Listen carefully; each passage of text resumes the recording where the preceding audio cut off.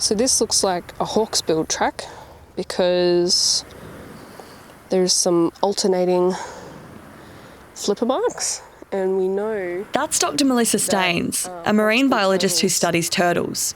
We're on a very remote island off the Kimberley, off the very top of Western Australia. I was thinking those little tracks that go up. You have to have good eyes looking for hatchling tracks. We've been scouring the beach looking for turtle hatchling tracks that might lead us to the location of a turtle nest. You'll hear from Melissa a lot in this episode as we quite literally traverse the continent, looking for and talking about turtles. Like a lot of marine species, they're being adversely affected by climate change. Melissa is trying to figure out how turtles here on Wunambal Gaambera country, an important area for nesting turtles, are faring. Climate change disproportionately affects the ocean. Warming, acidification, algal blooms, rising sea levels and coral bleaching are all affecting marine ecosystems and coastal areas. While the atmosphere experiences significant warming, the ocean absorbs a vast majority of the excess heat trapped by greenhouse gases, and also absorbs a whopping 30% of global human-produced carbon dioxide. This leads to a range of severe and interconnected impacts that are unique to the marine environment and often less visible.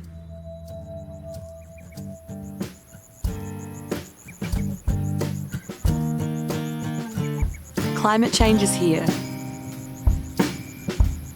And you've heard all about what that means. Warmer temperatures, extreme weather, and biodiversity loss. But what about biodiversity as a solution in and of itself? This podcast is about where nature and climate change intersect. Join us as we traverse the backroads of this magnificent continent, finding the stories of hope that we all need right now. I'm Tiani Adamson, and this is Big Sky Country, a podcast by Bush Heritage.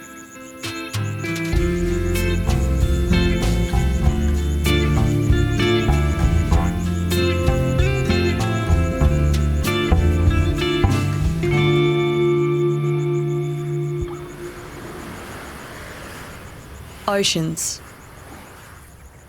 They make up 70% of the Earth's surface. They drive our weather systems and are fundamental to life on Earth. Whatever we do on land affects the sea. We couldn't look at the intersection of climate change and biodiversity without visiting the ocean. So join us as we take a deep dive into the marine species affected by climate change, look at the solutions we can find in the ocean, and learn how this big blue resilience machine holds stories of hope. Here's Melissa again. So my PhD, my background has been pretty much exclusively with sex determination in turtles and climate change. Turtles have worked hard as a species to survive for over 120 million years. They're hardy, but humans keep throwing stuff at them. And climate change is one of those things. So sea turtles have temperature-dependent sex determination, which means that the embryo, when it's in the egg, will have a mechanism that switches and turns the hatchling either into a female or a male based on the temperature of the sand that is being incubated.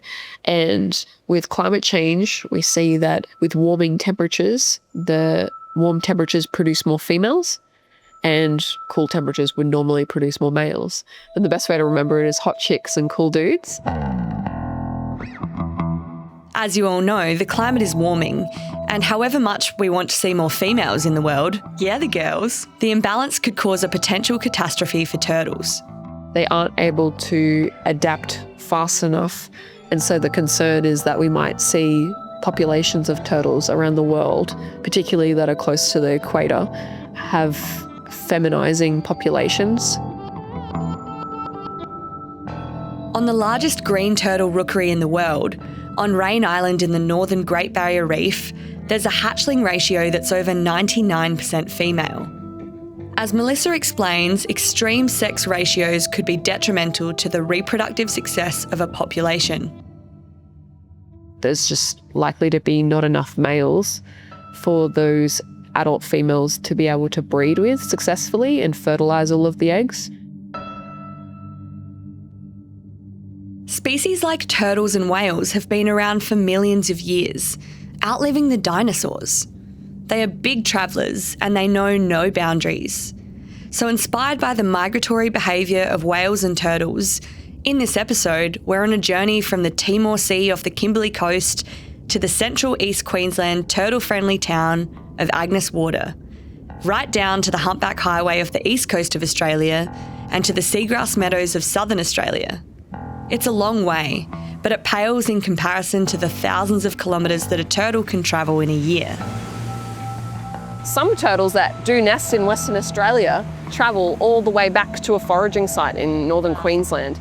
And so the things that we do in our little local beach area has a big impact on the turtles that go back and forage in somewhere like Fiji or Papua New Guinea or somewhere else in Australia. And so it's all connected. I'm a Kara woman. My ancestry is from Zendakez, the Torres Strait Islands, and my totem is the waru, or in English, a sea turtle. Of course, that makes me curious as to the broader cultural context of this work.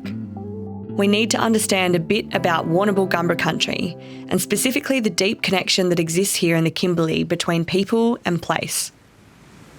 After all, the rangers here are guided by millennia-old lessons in caring for country. They're custodians, and the turtles here rely on them. The saltwater can be very special to us because all our people live off the saltwater.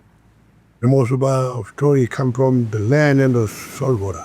That's Desmond Williams. He's a senior Ungu ranger and traditional owner with Wunambal Gaambera. His family has been caring for this country for generations. Ocean was my grandfather's backyard. So even the islands are very significant for us. My grandfather people and we they didn't say one place in one place. They are, but like fishing on an island and they go island and make it big. There are 200 islands over Wunambal Gaambera, saltwater country, or Wundagu, and there are several thousand in the Kimberley, a result of geological processes, particularly the rise of sea levels after the last ice age. Des's grandfather travelled from island to island in a dugout canoe. That's pretty impressive, especially considering the scale of this place over 1 million hectares of sea country. They'd go out there and get big, and then they used to try to come back. Wow. They didn't have board or GPS or map, on a compass where the stars. If you didn't quite hear that, Des said they'd go out and hunt, then use the tide to come back. No motors, no GPS, no map, no compass, just the stars. To Khareg people, turtles are called waru, as I said before. They hold a special cultural and spiritual importance. It's the same here for Wunambal Gaambera people, so I'm curious to learn more about what they're doing to look after turtles nowadays. Yeah, population of turtles around here pretty good. We did a recent tagging about 2 years ago. Des and his team of rangers and ecologists tagged several turtles in 2023. One lost its satellite tag, one ended up in Queensland, and another in Indonesia. And this all forms part of ongoing monitoring to get a better understanding of turtle behaviour. So next, Dr. Mel and the rangers and the team headed out to Troughton Island off the Kimberley Coast. Known in language as Wadabiri, it's about 80 kilometres northwest of Colombo and less than 500 kilometres from Timor-Leste. It's small, less than 1 square kilometre, flat and mostly treeless with a small airstrip in the middle. The team don't travel in a dugout canoe like Des's ancestors, but on a little 6-seater plane. As the team fly in, Mel spots hundreds of juvenile green sea turtles foraging on the reef, having a munch on some algae and seagrass.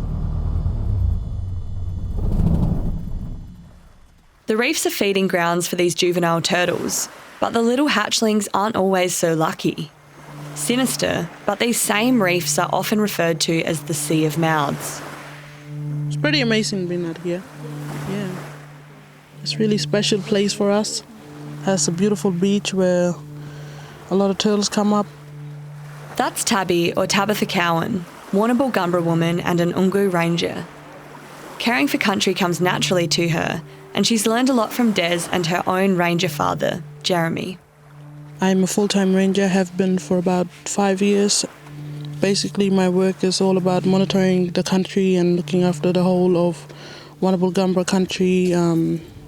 Today we're at Charlton Island. We came in this morning to have a look if we can see any turtle tracks. Also, if we can see some hatchlings, but haven't seen any. The team trudge up and down the crunchy, shelly beach looking for signs of turtles. It's really hot. There's just been a heatwave in the Kimberley with record-breaking August winter temperatures of 42 degrees. These islands are prime nesting sites for turtles, and for them, climate change doesn't just mean hot days. And so because we're seeing rising sea levels, it's pushing the turtles to have to nest further back.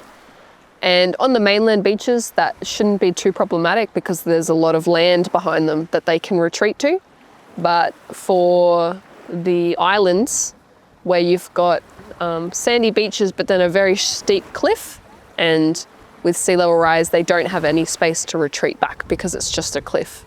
So that's probably going to be problematic within the next 20 to 30 years as we're seeing rapid sea level rise. So it's really important that we're monitoring that as well. The rangers are working hard to monitor the situation. They've set up a project to find out more. Wunambal Gaambera's Healthy Country Plan has turtles are one of the 10 important things in the plan. There's 6 species that are in the waters and 4 species that nest on islands. This is Dr. Tom Vigilante. He's a Healthy Country manager for Bush Heritage and he works with the Wunambal Gaambera team. And we had an opportunity to apply for a Commonwealth grant looking at the effects of climate change on marine turtles. And that's what's funded this particular project. We've called it the Wunambal Turtle Project, which is all about the flatback turtle in particular and the effects of changing temperatures on their nesting. The grant will allow the team to understand just how vulnerable these turtle populations are to climate change. And in other parts of Australia, they're trialling things like putting sprinklers on nests and putting shade structures on nesting beaches to cool the sand. Here it's very remote, so we're exploring other options. And we're also putting temperature loggers into the sand at some locations to monitor the temperature of the sand at the depth that the turtles nest, and to see how the temperatures are fluctuating through the year and being affected by heat waves and things like that. The loggers only work if they're always doing their job and they're checked regularly. Yeah, it's very hard work. The hard yakka you're currently hearing is Tom digging out a logger, which monitors the temperature of the sand at a depth the mama turtle digs to. It's only 50 centimetres deep. Considering his struggles here, it's safe to say mama turtle's got a slight edge on Tom in the digging department. We're getting to that last bit, that's the hardest. And if you get lazy and just pull on the string snaps and then you can't find that. You did a good job of getting it down there. Yeah, well, we had a shovel. Oh. Today it's a mixed result. Some of the loggers have been doing their job, but one cheeky turtle seems to have dug one up, looking for a place to nest. It goes to show how detail dependent this research is, but it's the best way to understanding warming patterns. Like a lot of fieldwork, it's all in the balance between the minutiae of data collection and the ability to see the bigger picture. For now, we're after the bigger picture. The work happening in the Kimberley contributes to that broader understanding of how turtles are affected by climate change. But as we've learned, they travel long distances, and their path can be unpredictable. So we're headed to Queensland, another place we know they like to nest, just beyond Bush Heritage's Reedy Creek Reserve, where teams of volunteers spend vast stretches of time monitoring turtle nests. We've come here with a renewed focus on turtle hatchlings. Though this isn't specifically a Bush Heritage project, the work to protect Reedy Creek has a direct impact on turtle nesting locations. The country here is very different. Long, sandy beaches meet thick coastal Melaleuca forests. This also happens to be Mel's home state, where she learned her turtle tracking skills.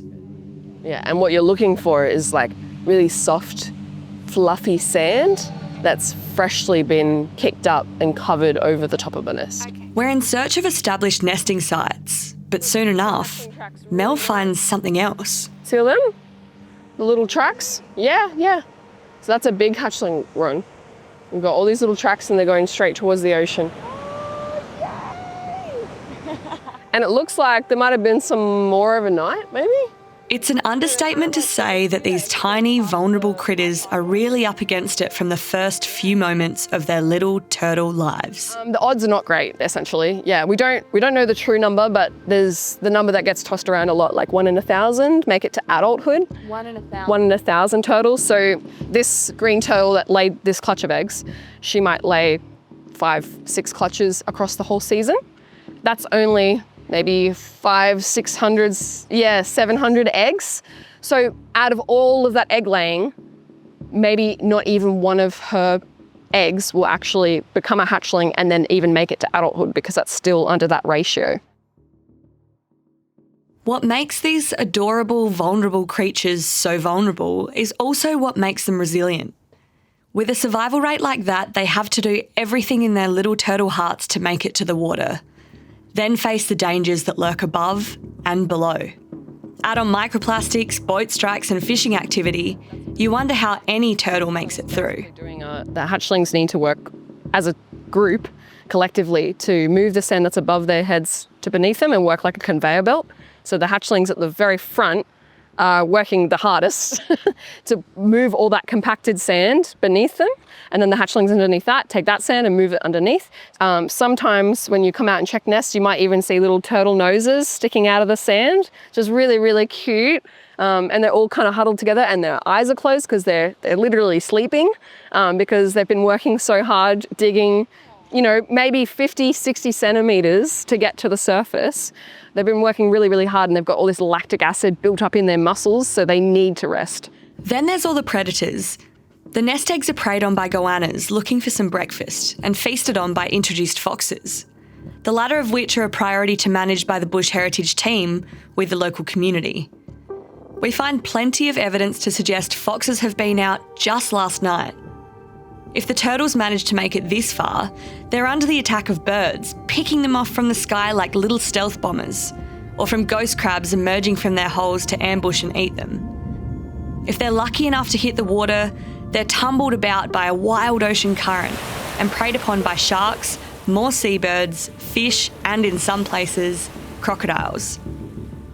Odds are you're less likely to get picked off if there's so many of you, which is probably the strategy of why turtles lay so many eggs, is that most of them should survive and that you want as many of them to run the beach at the same time so that 1 or 2 can make it to the edge of the reef flat or to the edge of where there's no more predators and actually make it to the currents.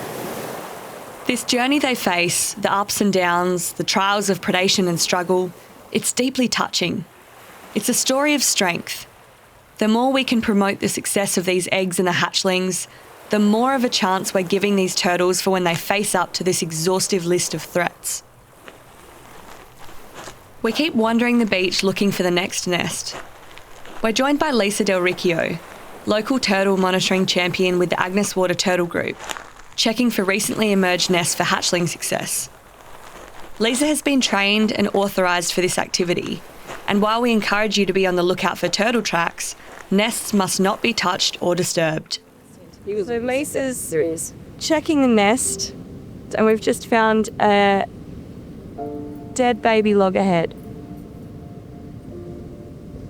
Do you know why you think it would have died? Sometimes if he wasn't able to come up to the surface with the rest of the hatchlings, maybe he's from like the night previous, and so he was just stuck in that top surface sand.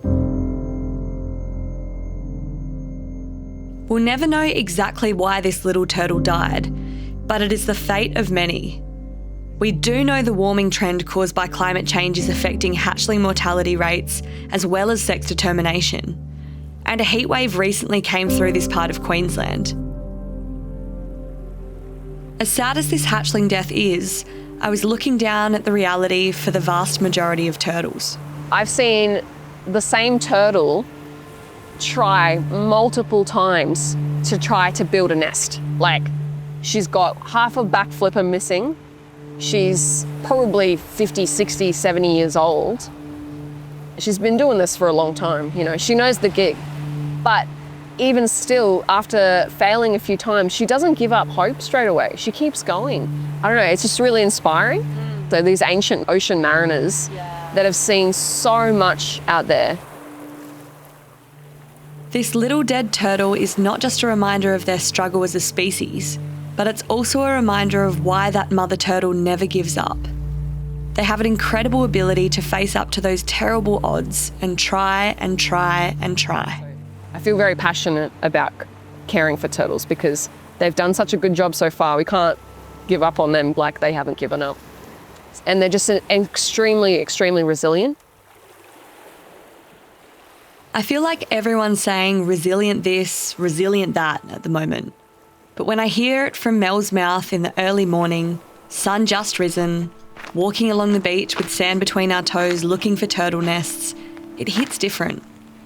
On top of all the natural threats we mentioned earlier, us humans and all our rough and rowdy ways, whether it's climate change, microplastics, light pollution or overfishing to name a few, these turtles are still trudging along in spite of it all.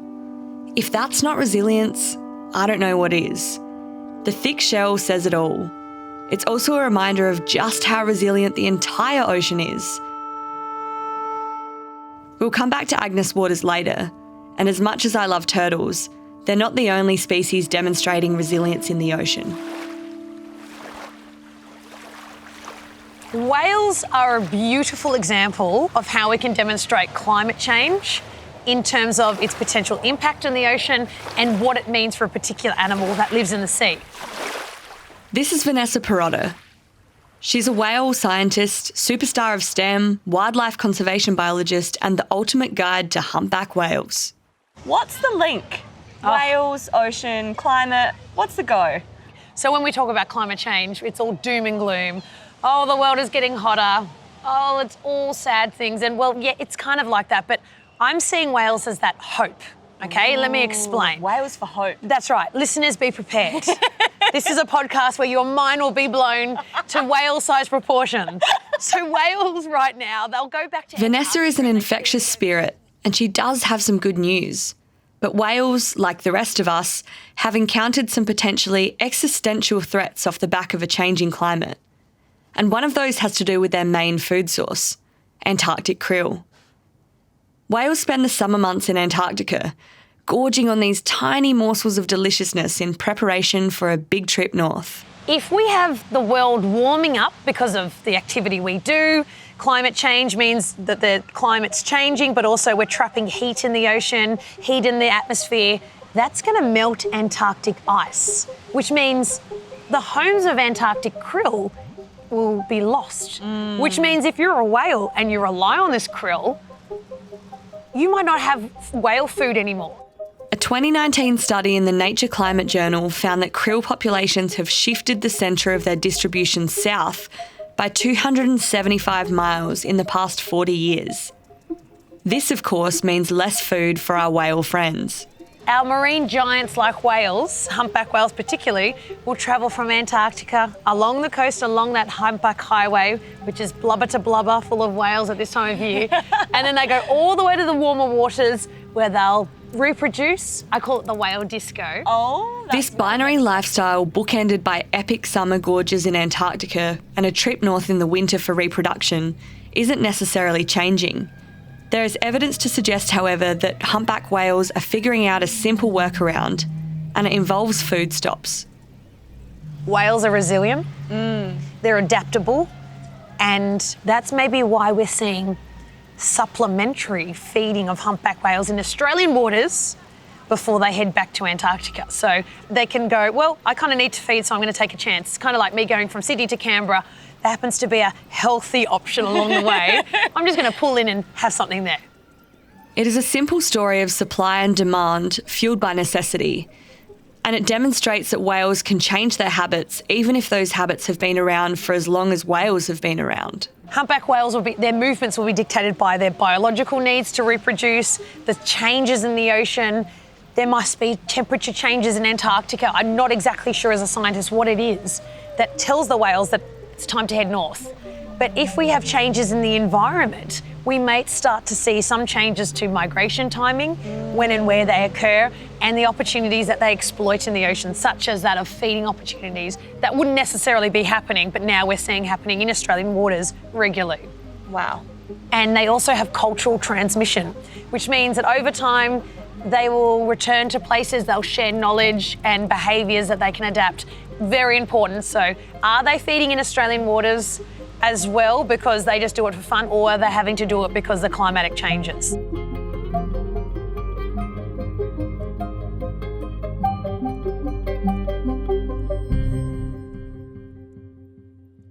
Vanessa has done a lot of work trying to figure out the answer to this question, because it could say something about that beautiful little thing called adaptability. It's a word that's come up a lot in this season of Big Sky Country, and it will come up again. How much and how quickly are animals able to adapt to a changing climate? And subsequently, how can we help them adapt? My theory of why whales are feeding here so often, or at least why we're seeing it more, could be a combination of things. There's obviously greater effort. We have social media, we have drones. People are going, hey, Vanessa, have you seen this? And I'm going, hey, what did you just see? So it could have been happening, but I really strongly think that there are changes going on in the environment, whether it be those environmental changes like warming or conditions that are favourable for whales to be exploiting food here in Australian waters. Now I want to go even deeper into the science of climate change in the ocean. After whales feed, whether it's in Antarctica or off of Sydney, their feces have a monumental impact on all life, Whales are important, including every ours. one of us, if you're eating your lunch right now, you might be eating your lunch, and I'm going to tell you that whales may have helped in the food that you're eating because they feed in one area by eating krill and then poo in another. They fertilise the ocean, but if we miss that link of a keystone species, that's a big impact on the whole ocean. Right. And we're not just talking about sea level rising and homes lost for people. This is the livelihoods of whales. This brings forth one more topic I want to cover in this episode, and that's blue carbon. Not only do whales fertilise the ocean with their poo, which promotes the growth of phytoplankton, forming the basis for marine food webs, they themselves are a source of carbon. Some whales in the Arctic, like the bowhead whale, can live over 200 years of age. Wow. Now, this means that whales have the ability to sequester carbon. It's the same idea for all living things. We're all carbon stores, but whales keep that carbon stored for much longer than most species and require less resources than, say, humans. And they're massive. This combination of factors makes for lengthy carbon sequestration, and we really need that.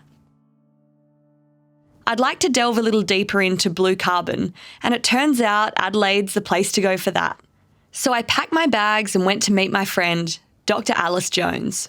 So blue carbon, in its kind of original definition, includes all of the carbon that's stored both in the ocean, so in the water and the things that live in the water, and at the coasts. Alice is a resilience ecologist at the University of Adelaide. Yep, that word again. She focuses on nature-based solutions to climate change, and while she did do her PhD on marine megafauna, including whales, I've come to talk to her about plants in the ocean. Per hectare, blue carbon ecosystems store, on average, at least twice what a terrestrial forest ecosystem would store.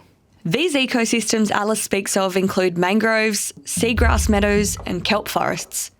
She's a seagrass restoration expert. When we talk about coastal blue carbon ecosystems, we're talking about seagrass meadows, which are basically like grassy meadows that exist under the sea. So they are flowering plants that live under the sea. And so they perform like any other flowering plant that we see on land. They have seeds and they have flowers, but it all just happens underwater. In many ways, the process for marine plants is identical to that on land. But when it comes to storing carbon, environmental conditions in the water are ideal. So plants are usually about 50% carbon. Humans are about 20% carbon. Fish have a lot of carbon in them. Plankton have a lot of carbon in them. So all these little dead bits of old fish and bits of seaweed and stuff that are floating around in the ocean, they often get deposited in these environments because they get trapped by the roots and the leaves and the slow flow of water, and then they get buried in the sediment, and that's how the carbon gets built up. And because the soil is wet, it changes the chemistry. So it means that when the carbon is buried in the sediments there, it doesn't get broken down by microbes as much because there's not as much oxygen in the soils and the soils are salty. Wow. And they form these really, really deep, rich carbon stores that can be, like meters deep and thousands of years old. When we dredge the ocean floor and disrupt coastal ecosystems, all that precious carbon gets released into the atmosphere. This has sadly occurred on a mass scale all over the world. So in comes Alice with a restoration expertise. Just like on land, there are times when nature can rebuild itself with little intervention. For Alice and the team, removing man-made structures that separate the coast from the ocean is often enough to promote sufficient recovery for these ecosystems. But other times call for a more interventionist approach. The team put on their gumboots and restore seagrass meadows by hand. An example of this work is in Adelaide's Port River. So it's in an area that had historically been very polluted. There'd been a lot of industrial uses along Port River, and we've been tracking the recovery of that area of seagrass because the water quality had been improving. And then you get a 2-day heat wave come in and it basically killed off all of this seagrass that had been recovering over the previous decade. Oh, that's so sad. And yeah, it's really sad. We're doing some work to try and restore that area now, but... As you might imagine, it's a little bit more complex than planting a forest. So this is in an intertidal area, so it's seagrass that gets exposed at low tide and it's really muddy.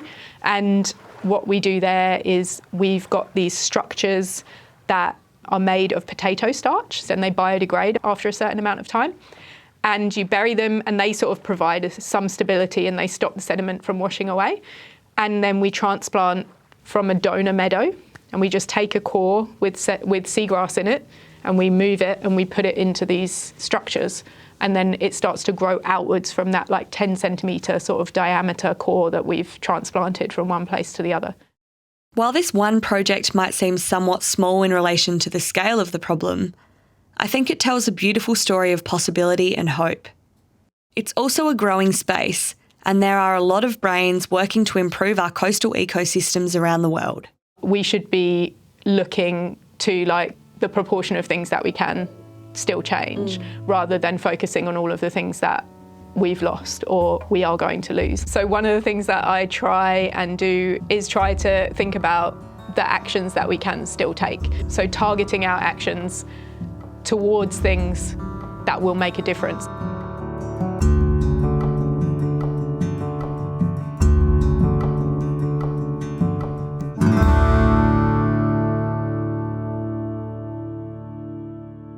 It's about time to close the loop.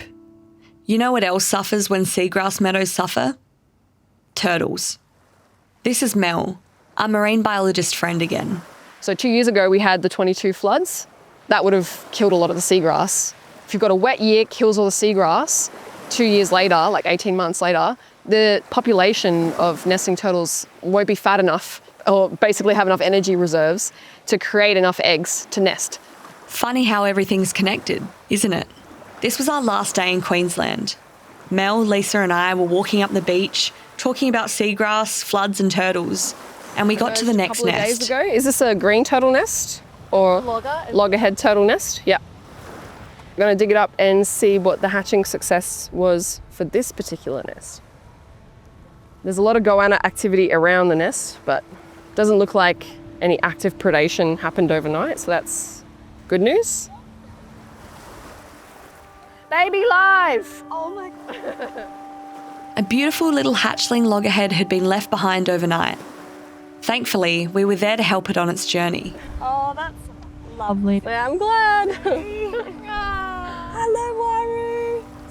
You can see his little eyes blinking as well. They have to move all that sand by themselves. The rest of the clutch already left and is out, swimming out there, but he was left behind. Aww, so he's slow like me. He had to do all the digging by himself. We're going to give him a little helping hand and pull him out so he doesn't have to do any more digging and can save some of that energy for his big swim out to the East Australian current. We've had, say, 48 hours or more. Has had time to come out naturally. And also, because he's in that top surface part of the chamber, we've got a heat wave coming today. It's pretty unlikely he would have survived the heat wave, especially if it's getting really, really hot. This was not how I expected to finish my turtle journey, but boy am I grateful. This little turtle was no bigger than a credit card. His little flippers are designed for the open ocean, but they make this hatchling look so cute and so vulnerable. Mel and Lisa find a suitable spot for release. So this is good because we haven't got any like big divots and things. It's nice flat sand. He's going to have a really easy ride into the ocean. You can start to taste the salty air. I bent down and we rested him against the sand. We stood back and watched him as he made his way down to the shoreline. One tiny hatchling against the ocean.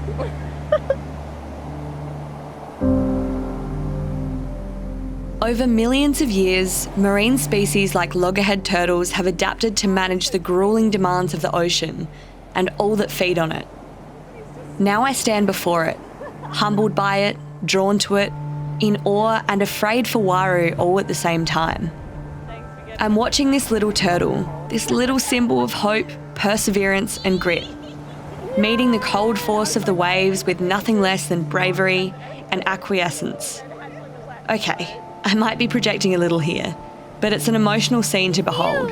Bye, Waru. I'm so happy I could cry. Aww. Tiny turtle, big ocean, a race against the odds. Everyone loves an underdog. There's a lot of times where, like in the conservation space and doing this sort of work, that can be, I guess, hard hits and disappointing. And it's really nice seeing a little surviving turtle go out into the water. Yeah. Fills me with lots of hope. Something good happening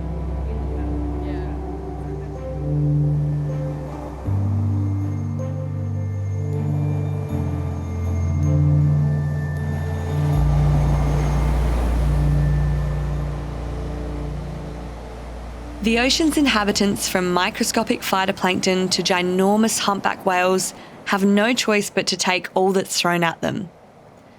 Humans have really piled on challenge after challenge for these species over the past couple hundred years, and climate change might be the toughest of them all.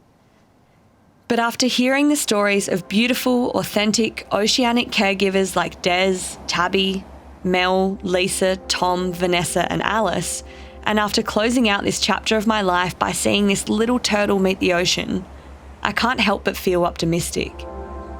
There are a lot of good people out there, doing everything they can, and like my dear totemic Waru, they might just make it out beyond the shore. Almost. Here he goes, he's so close. There you go. Bye-bye. Good luck. He did it.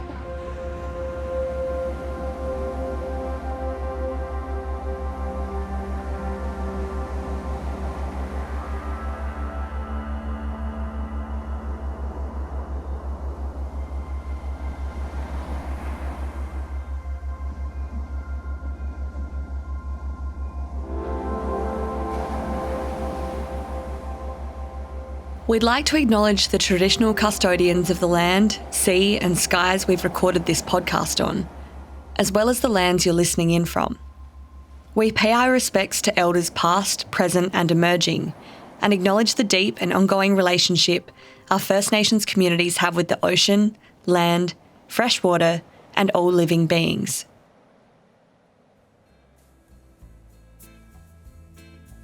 Big thanks to our guests for this episode, Desmond Williams, Tabby Cowan, Melissa Staines, Lisa Del Riccio, Tom Vigilante, Vanessa Pirotta and Alice Jones. This episode was produced by Jill Rishbeth, Will Saker and myself, Tiani Adamson. Mixed by Mike Williams and original score by Mike Williams and Timothy Nicastri. Our theme music was generously contributed by the Orb Weavers. Big shout out to Podbooth in Adelaide and Rory Noak for his guidance and expertise.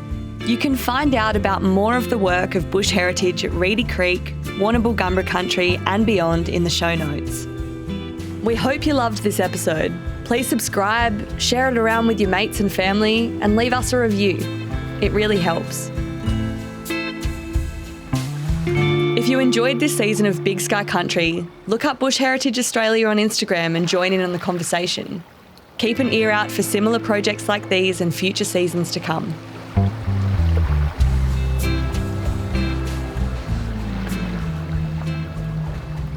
Thank you so much for listening. I'm your host, Tiani Adamson. See you next time.